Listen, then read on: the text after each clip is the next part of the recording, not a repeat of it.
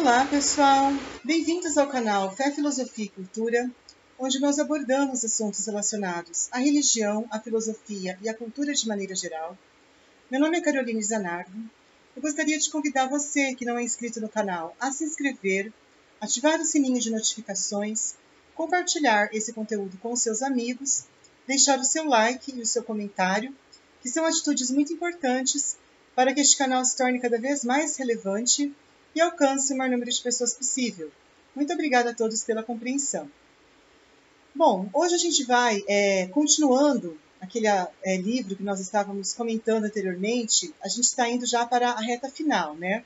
Hoje a gente vai discorrer sobre um dos últimos temas e, finalmente, no próximo vídeo a gente vai comentar sobre o último tema do livro, As Dores do Mundo, né, do Arthur Schopenhauer, este livro aqui. Muito interessante. Bom, então hoje a gente vai falar sobre o penúltimo tópico do livro, né? Então, esse penúltimo tópico do livro, ele vai falar sobre a política, tá? Então, o que ele vai falar sobre esse tema tão importante que é a política, né? Bom, o Schopenhauer, ele vai dizer o seguinte, que o Estado, ele é uma mordaça, e o homem, né, ele é um animal selvagem. É um animal que ele não... Vamos dizer assim, ele não... vamos pegar o exemplo de um cavalo que não é domado.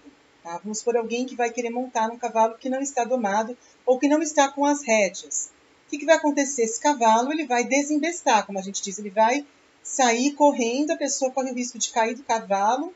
Daí, no caso, a gente pode comparar essa associação entre o Estado e o homem como sendo o homem...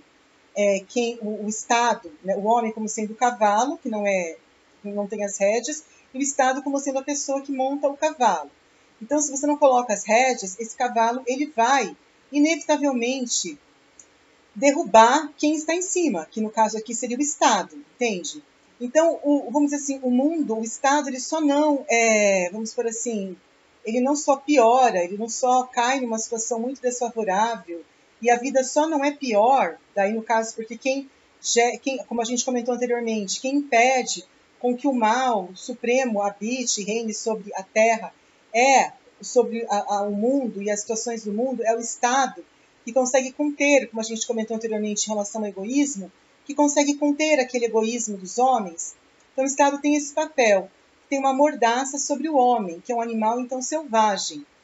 E esse animal, quando o Estado coloca essa mordaça, é que vai ser possível, então, coexistir a vida, existir a vida, sendo, então, o Estado aquele que promove, faz com que exista uma vida possível, né? Uma vida onde o homem ele não seja, então, esse animal selvagem, indomável, que quer fazer simplesmente o que ele quer. Porque, como a gente comentou anteriormente, se não existe esse freio, essa mordaça que o Estado coloca, o homem faria o que ele quer. Ele se sentiria livre para fazer, de acordo com os seus desejos egoístas, o que ele quer. E as coisas só ficariam piores, não só para ele, como para todas as pessoas que convivem com ele.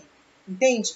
Então, quem faz com que o mundo seja relativamente civilizado é o Estado, que faz com que o homem, através dessa mordaça, se torne um ser civilizado, um ser onde é possível a gente ter uma convivência com ele. Entende? E a coisa não seja pior do que é.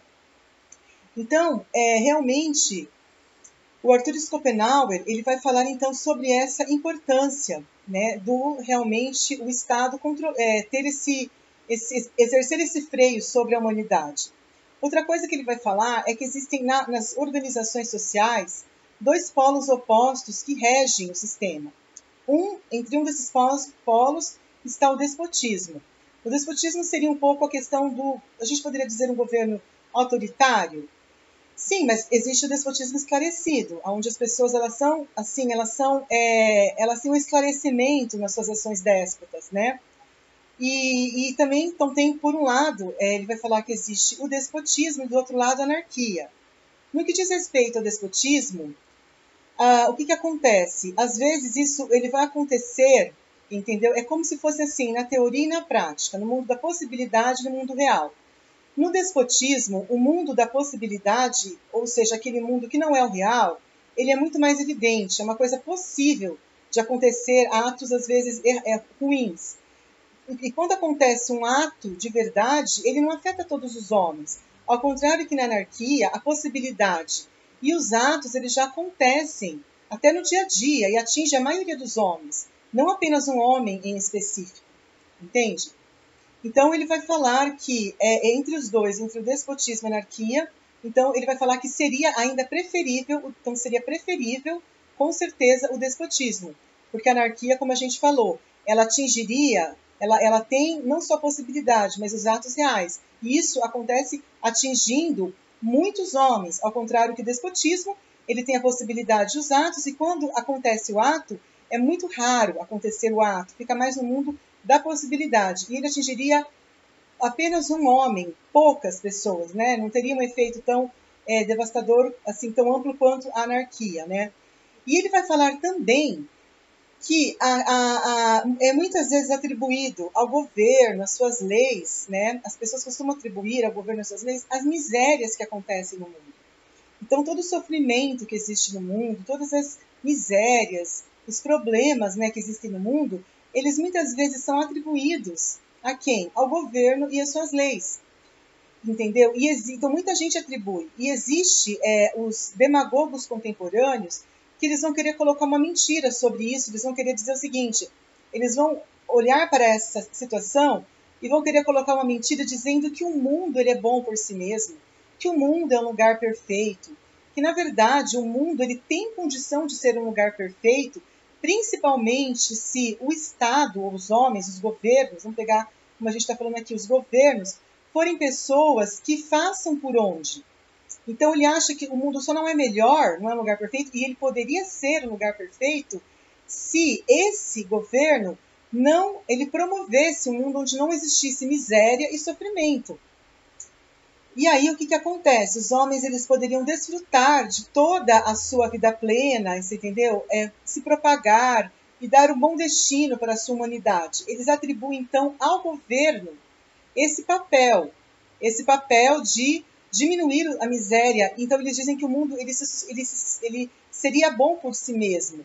O que o faz mal exatamente são esses governos que trazem a miséria, entende?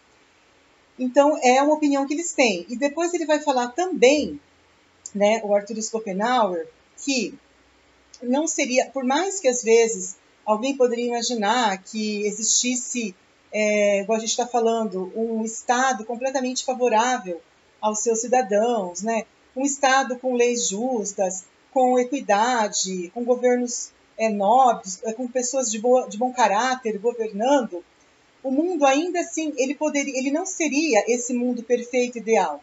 Porque por mais que isso existisse, e sendo o Estado o promotor disso, o homem, muitas vezes, ele cairia facilmente no aborrecimento. E eles iriam se prejudicar um ao outro, né? Ele não conseguiria ter, segundo ele diz, uma convivência pacífica entre as pessoas. Cairiam no aborrecimento. E muitas vezes também a fome, que poderia ocorrer com o tempo, ela acabaria dizimando a população. Então, ele acha que é inviável também essa história de que exista um mundo adequado e perfeito sobre a Terra, entende? Ele acha que isso não seria possível. E também ele vai falar com relação, às vezes, ao homem, a maioria dos homens serem pessoas que não têm um caráter muito bom, que são egoístas, que são pessoas maldosas e que eles não conseguem reconhecer isso. Quando eles se olham no espelho, eles não reconhecem que eles são maldosos. Eles acham que maldosos são apenas aqueles personagens históricos que fizeram atos de maldade, como, por exemplo, o Bonaparte, né, Robespierre, pessoas que fizeram atos que foram prejudiciais e negativos. Mas as pessoas não conseguem reconhecer que elas também podem ser tão más quanto. Porque daí você vê o Bonaparte, por exemplo. O Bonaparte não é pior que muitos homens, por exemplo. A única diferença... Então, ele foi uma pessoa egoísta em detrimento dos outros, né, tirando vantagem dos outros, através de uma razão muito bem... soube usar assim, o seu potencial de inteligência, suas potencialidades mentais, inteligência, razão. Ele soube ter uma vida voltada para os seus, vamos dizer assim, para ter um mundo de acordo com os seus, vislumbrar os seus interesses, né, que seria de realmente ter uma sociedade onde ele pudesse desfrutar dos seus objetivos egoístas. Então ele usou de uma razão muito bem acurada, desenvolvida, de uma inteligência também muito bem desenvolvida para ele alcançar os seus interesses egoístas, entendeu? Mas ele quer dizer que o homem convencional ele também pode ser tão mau quanto Bonaparte, talvez não em atos que não tenham um efeito tão negativo, mas ele pode ser tão mau quanto.